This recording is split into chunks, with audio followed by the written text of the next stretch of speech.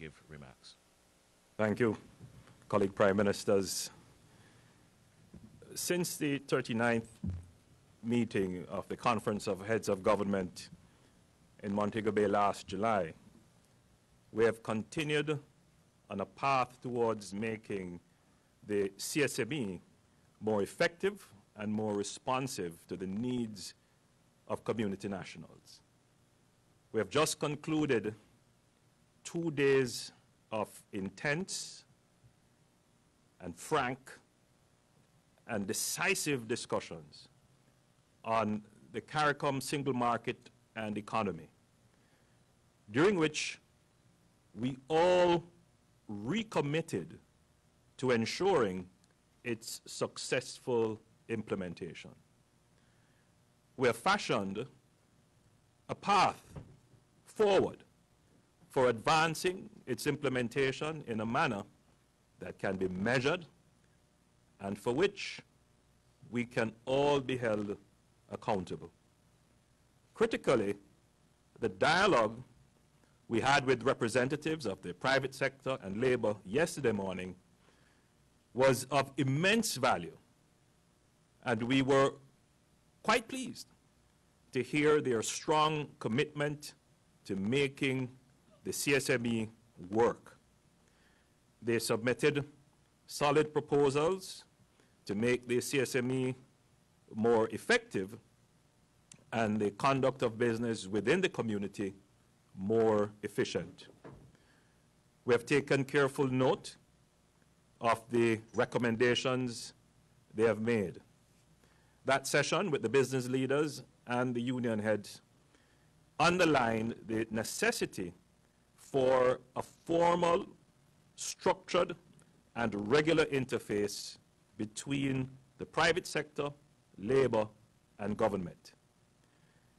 The importance of these sectors was a key element of the Golding report and something we had discussed in the Jamaican Parliament.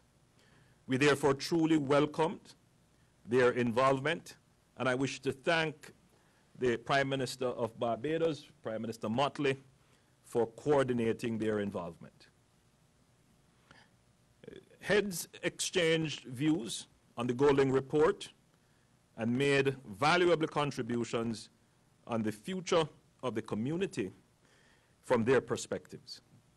The issues raised encouraged vibrant discussions and helped to focus our minds on the real challenges and opportunities in our integration movement. Heads also considered a paper written by Prime Minister Gonzalez, which together with the Golding report influenced many of the decisions which we took today. We had an in-depth look at what member states were required to do to advance the CSME and sought to establish timelines for implementation. We have agreed to expand the categories of skilled workers who are free to move within the CSME space. And this expansion would now include agricultural workers, security guards, beauticians, and barbers. These are positive developments for our people and matters which we have been championing for some time. We consider the implementation plan for Haiti's full participation in the CSME, and we welcome the assistance that that country will receive from the European Development Fund in their efforts to become compliant with the measures to ensure that they can participate in the CSME. We discussed as well the roles of the Caribbean Development Bank and the CARICOM Development Fund in supporting the efforts to propel our growth and development. We agreed to have a special session to discuss issues to deal with transportation at our next intersessional meeting in February 2009. 19. That's the impact of having a meeting up to 9 p.m. We discussed transportation issues and their critical importance to the success of the CSME in enabling free movement in the region. And we agreed to have a meeting, at an intersessional meeting in February 2019. We have appointed Professor Avinash Prasad to lead a restructured commission on the economy to advise member states on a growth agenda for the community.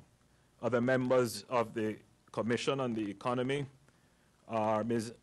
Ngozi Okonjo-Iweala, Ms. Therese Turner-Jones, Dr. Wendell Samuels, Mr. Chester Humphrey, Mr. P.B. Scott, Dr. Damian King, Mr. Pascal Lamy, Mr. George Maguire, and Mr. Roger McLean.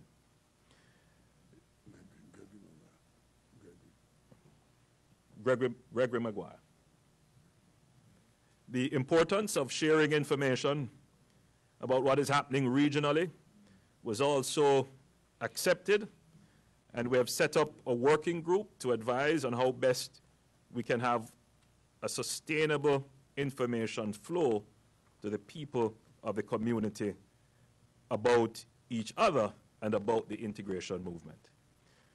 We are moving towards using a results-based approach to managing the CSME. We have the institutions in place. We have identified the various processes to achieve that, and we will be acting with urgency to ensure that the institutions of CARICOM are efficient, responsive, and agile. At this meeting, we have committed to move from talk to action. We have issued a declaration which will be available shortly. My assessment is that the nature of the CARICOM integration movement has changed for the better. I believe leaders have acknowledged that it is now time for action, and the integration movement has taken on a far more practical approach, and one that will see more benefits for the people of the region. I wish to point out specifically the energy that has been brought to this new dynamic by Prime Minister Motley and Prime Minister Rowley in ensuring that we were able to come to agreement on the critical issues which are outlined in the declaration soon to be made available. I will invite Prime Minister Motley to make her comments. Thank you very much, Prime Minister Holness. I want to thank you for your leadership of this process over the last 2 days. To give a little more context, I think there have been a number of significant decisions that will help us move forward. And essentially, we have agreed to a work plan for myself as lead Prime Minister of the CSME for the next 3 years. The most important decisions relate to governance first and foremost, that the private sector body and the representative body for labor should be associate institutions of CARICOM, similar to the Caribbean Development Bank, University of the West Indies, University of Guyana. These are all associate bodies with CARICOM and therefore have the right to sit at the table at CARICOM meetings. We've also agreed that we have detailed discussions with the private sector and labor on key aspects of our productive sectors that need immediate action and energy.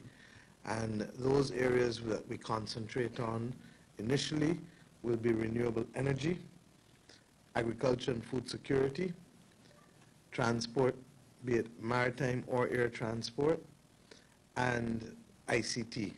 And we believe that the opportunities for immediate action as well as investment for our citizens and our businesses within the region are there, and we will work together with the private sector and labor to make that a reality.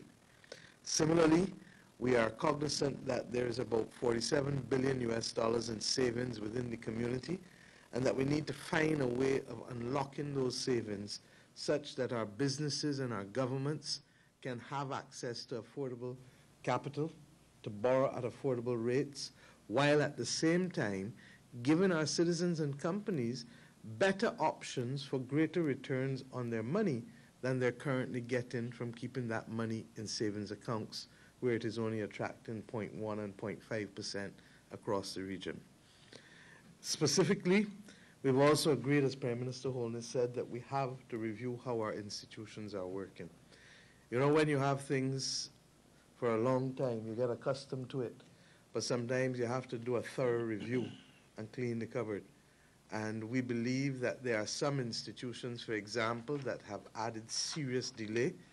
There's some that have not been as strategic as we would like them to be, but we need to pause, do the review. The Secretariat will need about 12 months to do that review because there are, over 17 institutions within the region. And we want to make sure that we don't ever invite again a situation where lethargy takes over or delay becomes the order of the day, and hence those determinations. Pretty much the work of the next 3 years is full. This evening, a number of prime ministers signed the Multilateral Air Services Agreement, and therefore, while we have until February 2019 to make that operational, the truth is that we've gone a long way to that this evening. Similarly, we agree that between now and February, we have to address the agricultural, sanitary, and phytosanitary matters, because that's constraining too many of our farmers and businesses from being able to do the trade within the region. And we've agreed to do that by February 2019. The protocol on contingent rights, the provisional application, a number of us signed this evening. We would have signed the agreement in Montego Bay, but you have to make it operational. And a number of us have signed today to make it operational. I'm not sure we have the exact. We still have another 2 or 3 signatures to get, but we anticipate that by February, that protocol on contingent rights will be operational. And we've agreed that administratively, those new categories of workers that Prime Minister Holness referred to will be allowed to move between now and February. Agricultural workers, for whom obviously there is no CVQ or NVQ, but we all know who are the farmers and who are the agricultural workers in our region. We are accustomed seeing them go out sometimes to seasonal programs outside of the region. Some are already moving within the region. We want to make it seamless for them to do so. Countries like Suriname are badly in need of agricultural workers, and therefore this is welcome news for them. We've agreed that security guards, Jamaica's made a strong case for security guards to be included in the category of workers. We've now agreed that that should happen so that the difficulties that security guards have been having moving through the region will be a thing of the past. And of course, we reaffirm, because sometimes you have to spell it out, that when we said artists, we also really meant beauticians and barbers, but we've spelled it out to make it absolutely clear that especially in our region where people like how to do hair, that they should have the freedom of movement in that respect. I may not be the best person to make these comments since I like my hair natural as it is. But these are the real changes that we're making for the lives of ordinary people who can plan out 2019 in a different way than they've had to live for the past few years. Similarly, we agree that we will work with the private sector to have substantive engagement between now and July, the July meeting, so that those 4 areas of productive sectors that we've spoken about earlier, that we can have tangible plans. And the one that excites me the most is the renewable energy. Why shouldn't the citizens of the Caribbean be investing in companies that provide us renewable energy, particularly since we all know we have to purchase the electricity under power purchase agreement? There is a deemed rate of return that is acceptable in almost every country by our utilities regulators. And therefore, the people who ought to be able to benefit from some of those things are ordinary households and ordinary businesses. And how we work with the private sector to make that a reality, we would like to be able to come to heads by July in St. Lucia with a clear plan as to how ordinary Caribbean citizens can benefit from that. The work, the more technical work with respect to COFAP in terms of a CARICOM financial services agreement, an investment policy and investment code, the integrated capital market and the model securities legislation, we all hope to have completed also by July of this year, and to simplify the processes for free movement. We heard the private sector very clearly about the need for a mutual recognition of companies. If I register a company in one country, I shouldn't have to go and register in 10 or 12 different other countries. And therefore, we hope to have mutual recognition of companies by July as well as to give effect to the fact that if you have a CARICOM skills certificate issued by one country, you don't have to go and get it renewed in any other country again. All other countries will recognize that CARICOM skills certificate to make the process easy and free for the applicants, so that there is that hassle-free movement that we talk about now to become a reality. We would like to have model legislation for trademark and the harmonization of business names completed by the July meeting as well, and we hope to be able to have the Committee of Ambassadors help us in a more seamless way in being able to help manage in between meetings. Similarly, we've agreed that the Prime Ministerial Subcommittee meetings on the single market that will take place between intersessional and heads, and there'll be 2 other meetings per year, will probably meet, should be committees of the whole, of all the heads, if they can attend. But it effectively means that the heads will be meeting 4 times a year, as the twice in full CARICOM heads of government on all matters pertaining to the Caribbean community, not just limited to the CSME, and then twice related to the CSME in order to meet this ambitious agenda that we have put forth. Another key decision that we've made is that we've already established some regional institutions, but in many instances, our countries do not and cannot afford to be able to replicate these institutions at the national level. And in the same way that the Caribbean Court of Justice has national jurisdiction and regional jurisdiction, to put it more simply, it sits as the final court of appeal for a number of countries, and then it's a regional interpretation body for others. We believe that there are other institutions whose constitutional documents ought to be amended to allow countries to designate them as national authorities. So the one that comes to mind immediately is the Caribbean Agricultural Health and Food Safety Agency, which is based in Suriname. This is the body that looks after agricultural health and food safety for the region. But we believe, for example, in Barbados, that rather than create a new such body, that we can designate them as our national authority and allow them, therefore, to serve that process, because unless we can have our labs and our markets certified, we can't export fish to Europe. We can't export food produce to other parts of the world. So this is why how a technical issue becomes real for ordinary farmers and fishermen in the Caribbean and vendors. We've also agreed that on the matter of the category of, and I'm not going through everything at this stage, but we agree that we have to simplify the administrative process for the freedom of movement of goods approved by COTED, and that we hope to do that by the end of 2019, 1 year from now, as well as to have a regional deposit insurance system and a regional credit information sharing. Credit information sharing is critical because too many of our citizens want to be able to borrow money, and very often they're denied access to lending institutions because they do not have a credit history. And therefore it is important that when we have access to information, we can develop it such that people can make decisions on lending them. Similarly, we want to have a single window across the region for companies registration by the end of next year as well. And this will be a major, major adjustment for us that goes even beyond the mutual recognition and makes it even more, makes it seamless.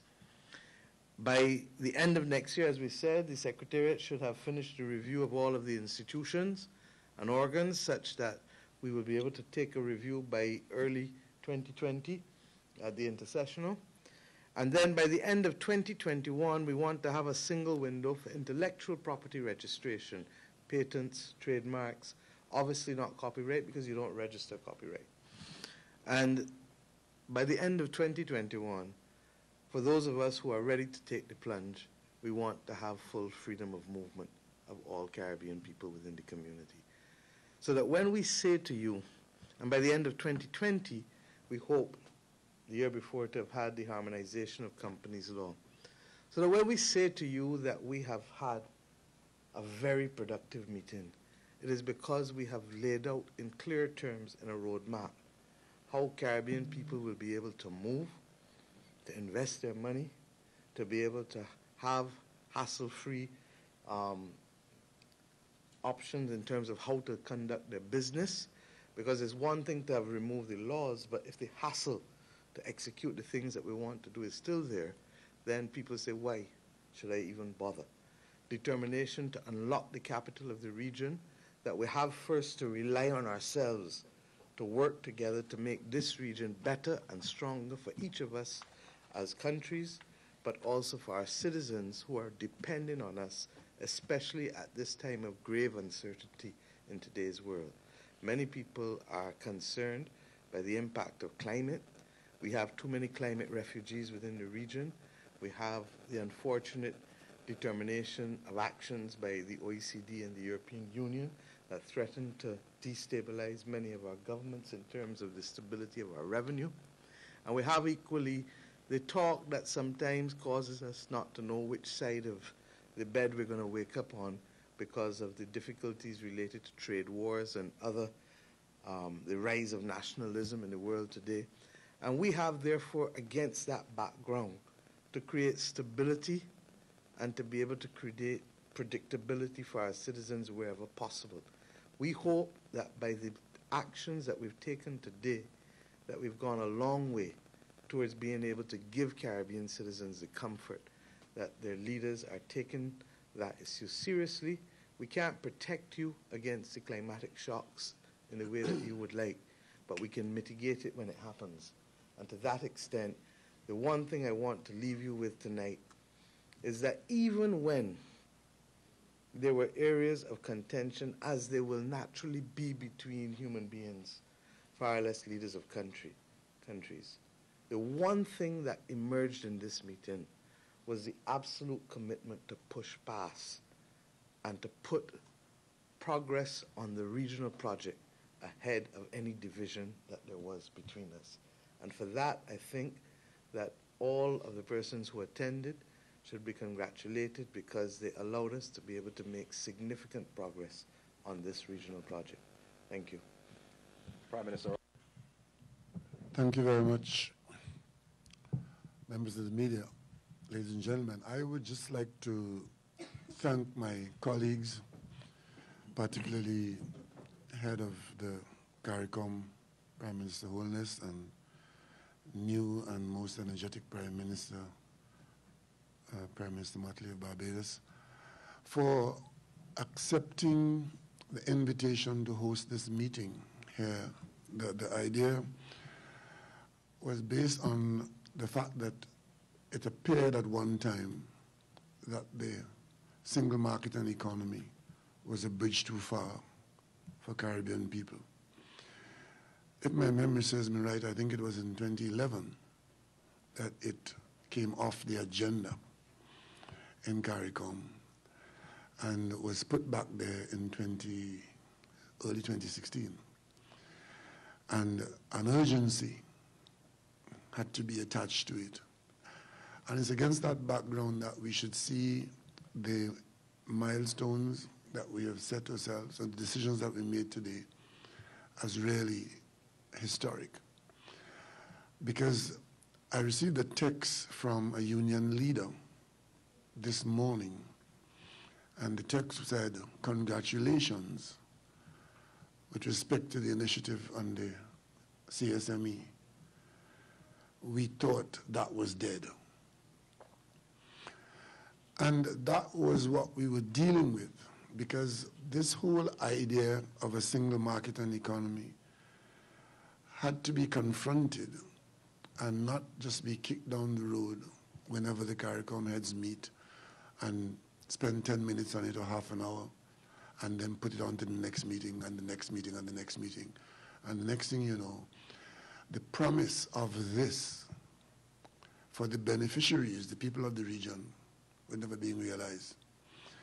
So we took the decision to have a meeting over a 2-day period, and the single item on the agenda would be the single market and the economy.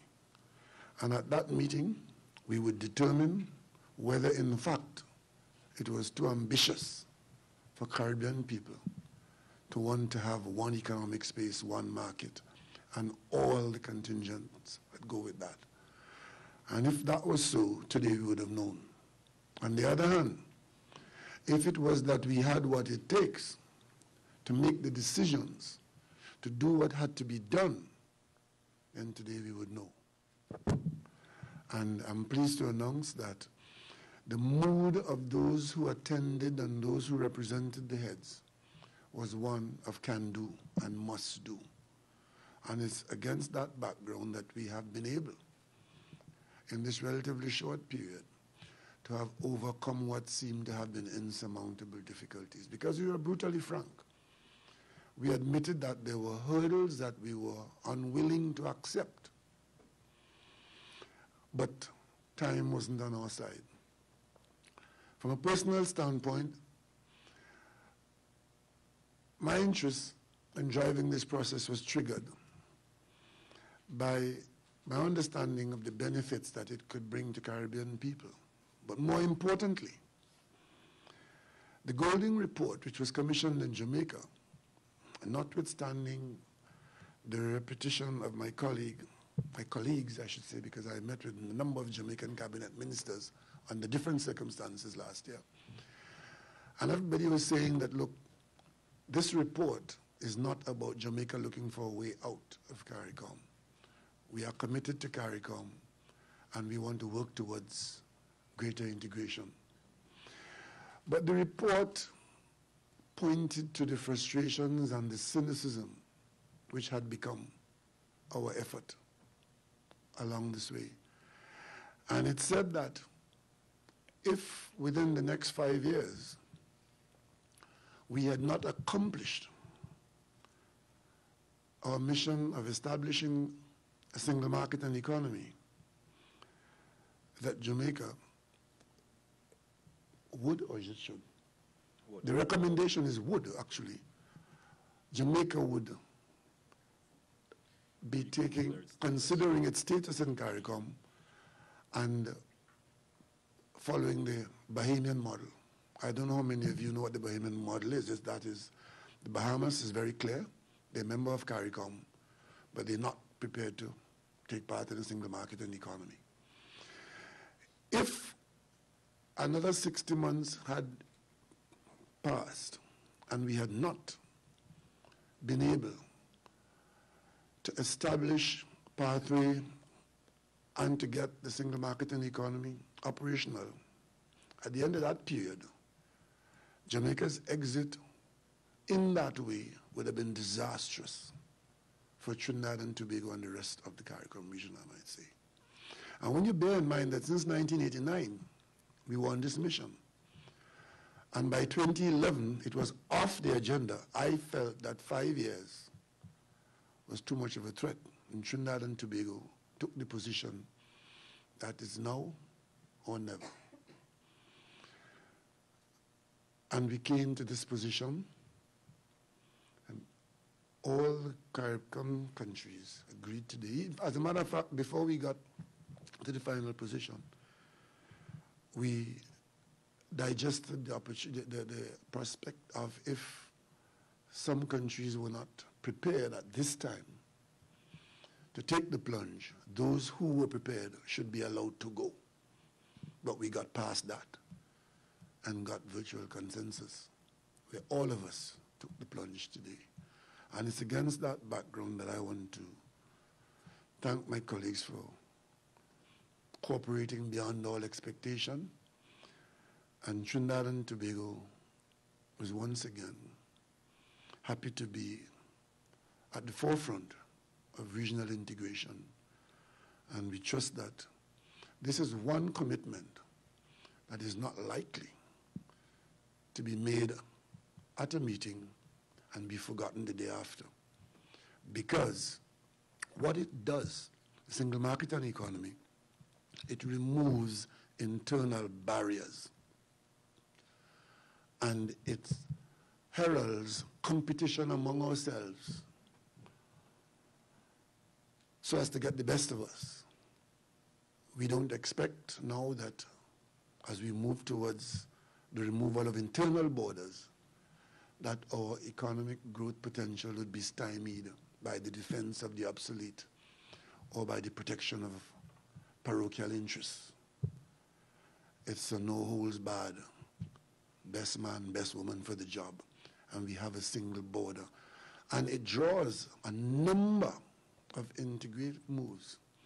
Our security is now going to be securing not just our territorial island borders, but we are now responsible for wider space because we now have one economic space. And the benefit of that would be seen as we go forward. Those who are engaged in trade, the movement of goods and services, particularly goods, will now be the ones who will be operating this system. And therefore, there is no time and place for one to hide and not implement it, because those who are out there producing, the manufacturers, those who are selling, and those who are buying, the petty tariffs of one kind or another, there's no place for that anymore. We are moving towards one economic space. And we have our strengths and we have our weaknesses. And that fear of the single market and economy will create losers and winners, and nobody wants to risk being a loser. Today's decision put us all in a place where we take the decision that we could all be winners and we could all ameliorate whatever losses there are to be had. We are better off together, acting as one unit. Discussions, preliminary discussions were mentioned, I might say honorable mention, that we want to get to a place where we speak with one voice. CARICOM speaks and be more respected by the rest of the world. And that our diplomacy shouldn't be 14 embassies with 14 lesser functionaries, that we could share a lot of our diplomatic effort on equations that we can work out. And at the end of the day, we'll get the best of our region and we'll earn the respect of our people and the rest of the world. We have accomplished a lot, and I trust that you'll appreciate it. Thank you, Prime Minister Rowley. Takeaways. We are committed to creating a domestic economic space where Trinidad can see Jamaica as a domestic market and Jamaica sees Trinidad as a domestic market. It is beneficial for all. It expands our economic space. The domestic market means that artificial barriers, tariffs, and other measures will be, as far as possible, eliminated. It also means that instead of a unidimensional focus on movement of goods, that we take a multidimensional focus on goods, people, capital, and information.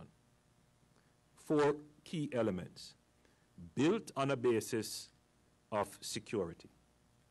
So all members agreed that we have to have a solid base for security.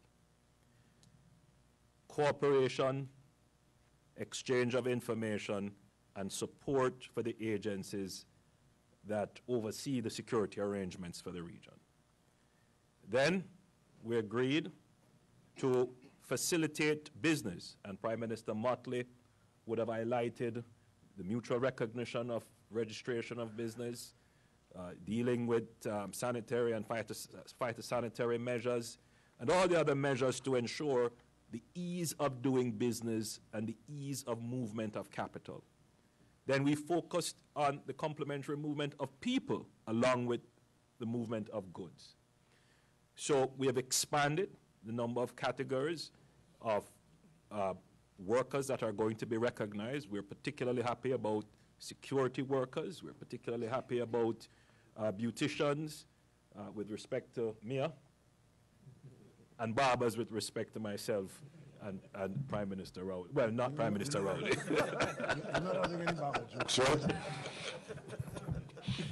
So the key takeaway is that all the leaders recognize the value and the importance of making a commitment.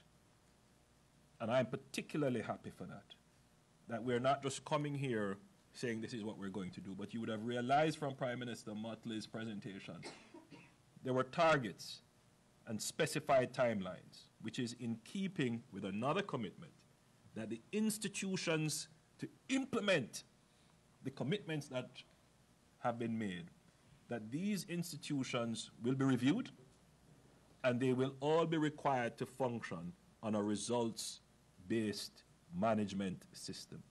I think that is a sea change from how previous commitments have been given.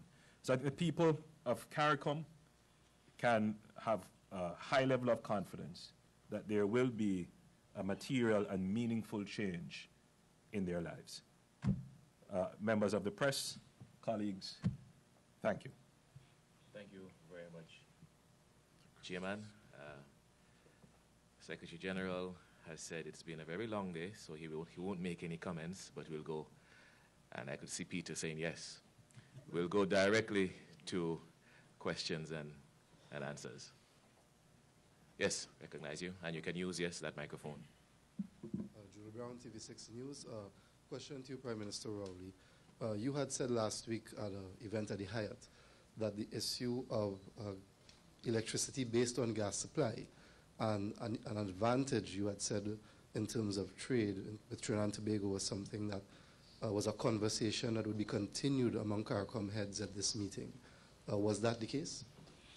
We have not dealt at that level with product and prices, but all such conversations are now to be had, because what we focused on was creating the economic space. What goes on in that space, the conversation will now begin. And just a couple of other things quickly, sir. In terms of the issue of tariffs, if you're looking at, you said there's no more space for that, then does that require legislative changes, or how would that work? I don't want to speak for the Attorneys General, but there would be a number of parliamentary interventions that would be required to do the kinds of things that were mentioned in the work program. So wherever that is required, the commitment is there to have it done. So I wouldn't speak to specific amendments or creation of legislation, but there will be a legislative response to what we have agreed to do. A question quickly to the Thank Prime you, Minister. thank you, TV6. Can I let Peter, and then you can come back? Just bear in mind that it is... No, we've been waiting since 5 o'clock, Mr. Prime Minister. Exactly. Please. Exactly. Mr. Prime Minister. you And said Madam Prime Minister. Rowley. No. You, Mr. Chairman. You spoke about I guess one of the reasons for holding this summit was the whole question of the implementation deficit with regards to the CSME and what have you. You've also decided on certain timelines from until 2021, the Prime Ministerial Committee meeting at least 4 times for the year and what have you. We've heard that talk before about implementation deficit, timetables and what have you. This time around, what is going to make it different based on, one, are there going to be penalties for any country not meeting targets? That's the first question. And for you, Madam Prime Minister, you spoke about the sharing information and accept a working group with regards to the information within CARICOM, information free flow and what have you. Could you be much more specific on that one, please? Firstly, let me say that there is no supranational power or authority that is going to force members to act. We are leaders elected by our people in our own right. And I think the leaders have accepted and acknowledged that it is within the interest of their respective countries to act to advance CARICOM and the CSME. In Jamaica's case, we took a very instrumental, deliberate approach to our actions. I commissioned a committee to review Jamaica's relations within CARICOM and CARIFORUM. That committee returned 33 recommendations, very detailed. The 33rd recommendation was that if 1 to 32 was not implemented within 5 years, then Jamaica should reconsider its status within CARICOM to something akin to the status of the Bahamas. I took that to the Parliament of Jamaica, and it was debated. Of the 32 recommendations on resolution, I believe 10 were accepted. That gave me then the authority to bring the report to CARICOM heads for their consideration. In Montego Bay, it was considered, but given the weighty agenda that existed, Prime Minister Rowley wisely recommended that we give it the attention it deserves in a dedicated meeting, which he would host. And let me say thank you, Prime Minister, for making that recommendation. As a result of that, we are here today. We spent 2 solid days working on not simply the recommendations that were made in the Golding report, which I commissioned, but also a paper done by Prime Minister Gonzalez of St. Vincent and the Grenadines, and a joint paper done by Prime Minister Rowley and Prime Minister Motley. And indeed, all the contributions made around the table. It brought us to a point where we had to confront all the issues which prevented us in the past from making the commitments. What we have now is a declared commitment from Trinidad and Tobago, a declared commitment from Jamaica, a declared commitment from Barbados, and I would say for all the other countries that are a part of CARICOM, declared in such a way that our respective publics can hold us to account.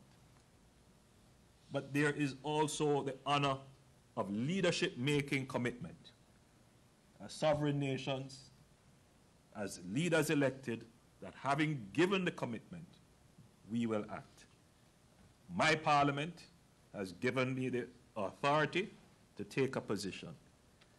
Prime Minister Motley has said that 5 years is too long. We should do it in much more rapid fashion, agreed by Prime Minister Rowley. And I certainly agree. But there comes a time, if we don't act, because as Prime Minister Rowley said, we have been discussing this from the 80s, and we haven't acted. So there will come a time when we just have to be practical. Are we going to function within CARICOM just for what is beneficial to us and only reap narrow, selfish benefits which are not sustainable? Or are we going to create a sustainable platform where we have a more comprehensive view of the space, where we create a platform of security on which goods can move freely from Jamaica to Trinidad to Suriname, a platform where we can utilize the resources that exist, whether it is energy resources in Trinidad, land in Suriname and Guyana, human resources in Jamaica and Barbados, capital that exists all around our region. Prime Minister Motley tells us we have approximately $47 billion of savings sitting down, earning very little. How do we leverage that? We have to create the environment within our region to have that move into investment. And then how do we secure the movement of information, intellectual property? And I believe that is what we have made the commitment to achieve. If we as leaders make this public commitment and then do nothing, we should hang our heads in shame. Prime Minister, Let me just perhaps put it a different way, very simply. The biggest sanction that we've put in place today is the poor performance or failure of our individual countries acting alone. If we wanted any more confirmation, we need not have gone further than the newspaper stories in the United Kingdom last week, which made it absolutely clear that the British economy is likely to contract upon the Brexit. And the truth is, Prime Minister Rowley said it eloquently just now, we are always stronger working together. I've lived long enough on this earth now to see. When I was a child, they used to say that Barbados was densely populated and overpopulated. And the reality is that I've lived long enough to see that the real truth of the Caribbean is that the Caribbean is underpopulated as compared to all other regions in the world. And to that extent, our problem is how best to be able to ensure that, one, we can boost our populations to be able to boost growth, but to do so first and foremost by allowing our people to move around, such that where the skills are needed, they can be provided first and foremost by our people. Now, artificial barriers have been added to ocean distances. We can't change the ocean distances, but we can change the artificial barriers.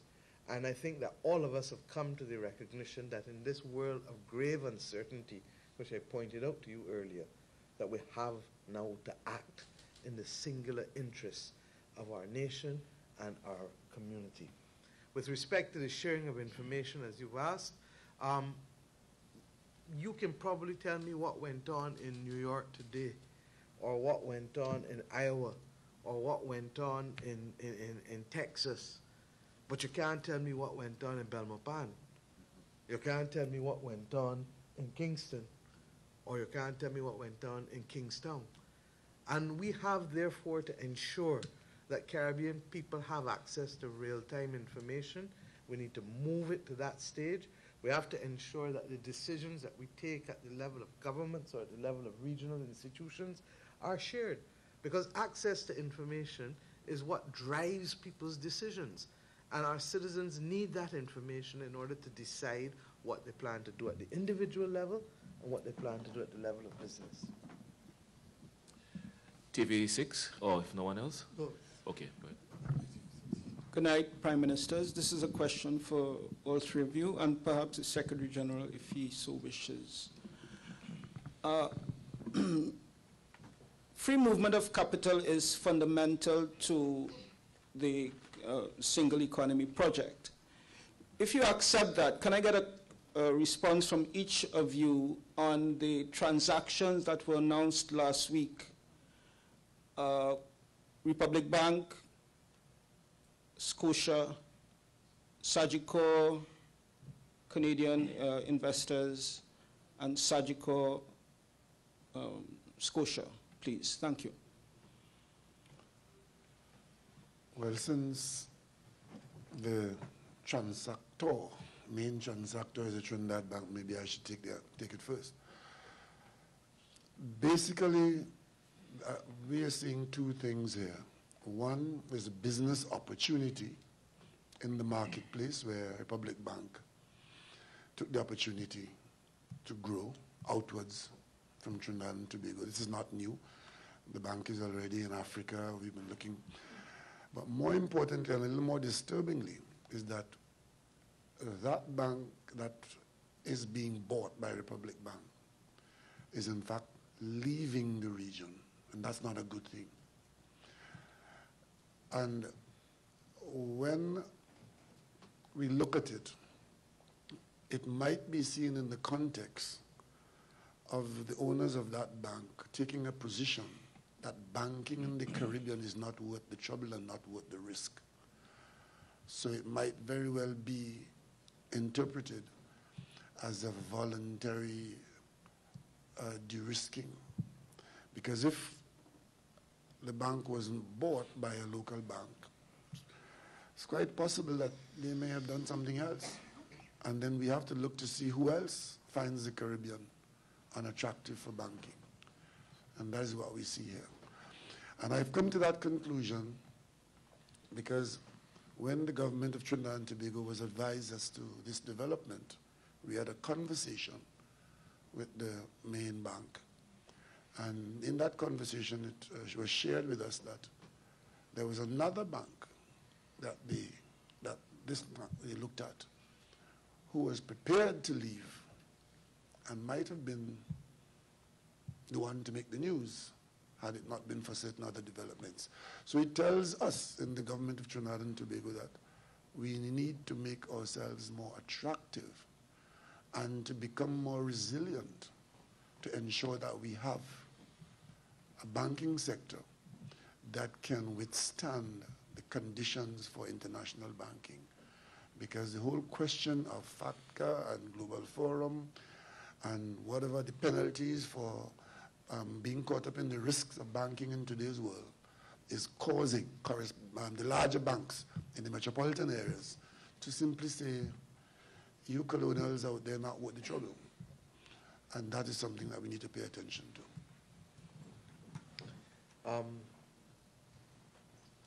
The bottom line is that the Caribbean region has been underperforming in terms of growth for some time now.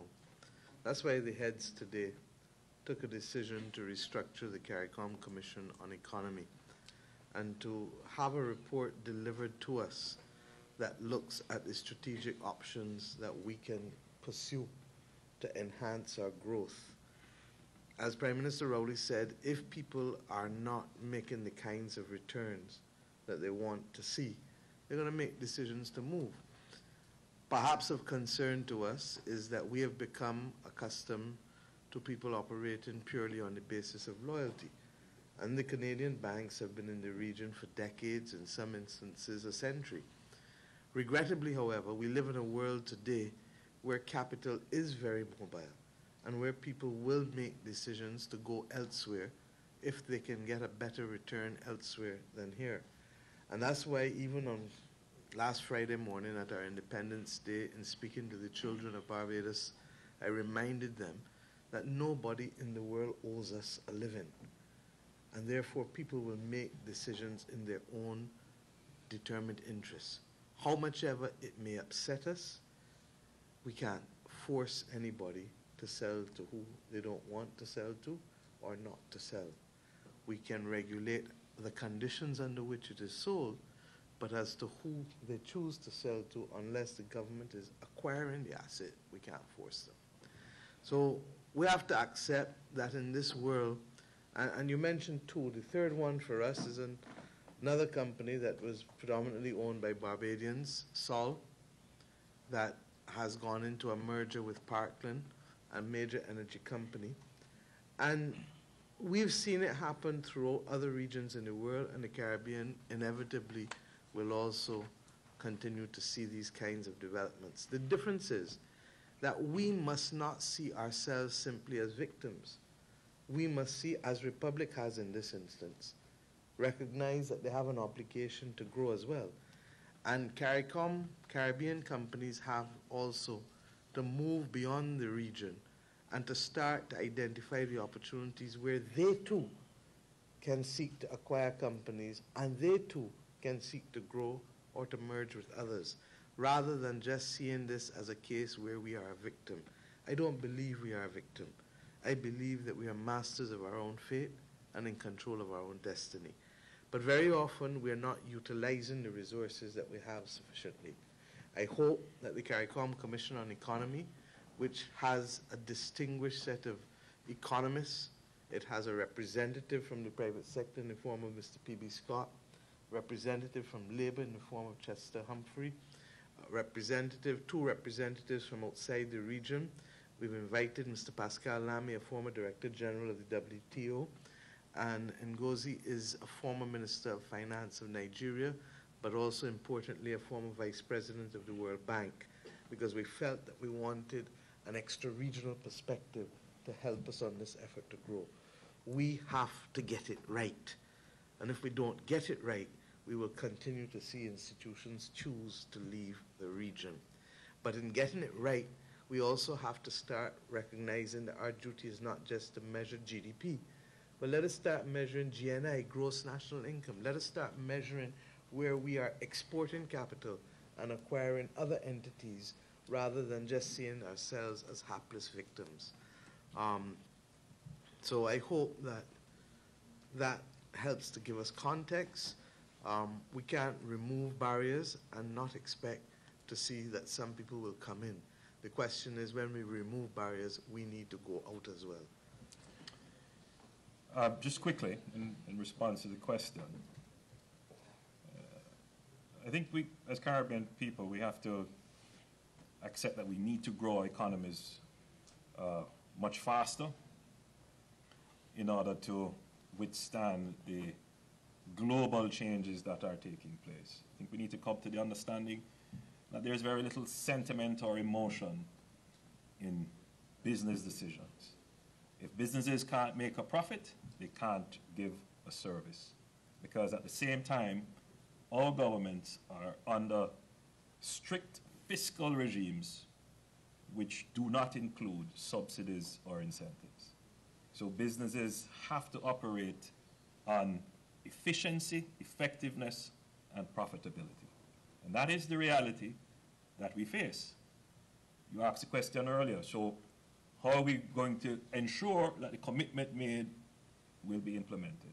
Well, there is the realization that if our governments don't act to create an economic space in which businesses can grow, then businesses will leave. And that is just the hard reality of the world in which we live. Thank you, Chairman. Before we wrap up, we'll have some comments from the Secretary General.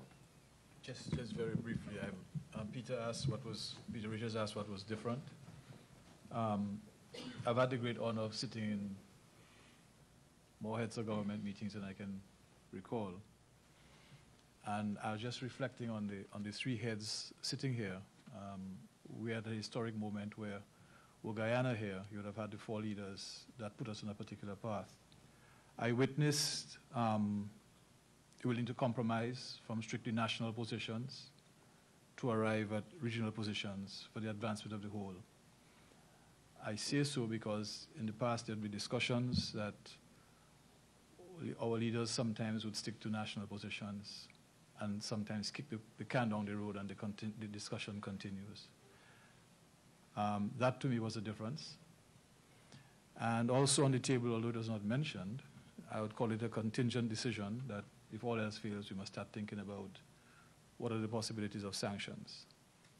And I think that underscores the seriousness with which the heads determined to move forward in terms of ensuring that the implementation deficit is addressed. And of course, I was charged with the responsibility for ensuring greater efficiency in the regional apparatus. That's why I should mention that, and I want to thank the three prime ministers for the collective leadership that got us here today. And I think you're going to see that continued leadership going forward henceforth. Thank you very much.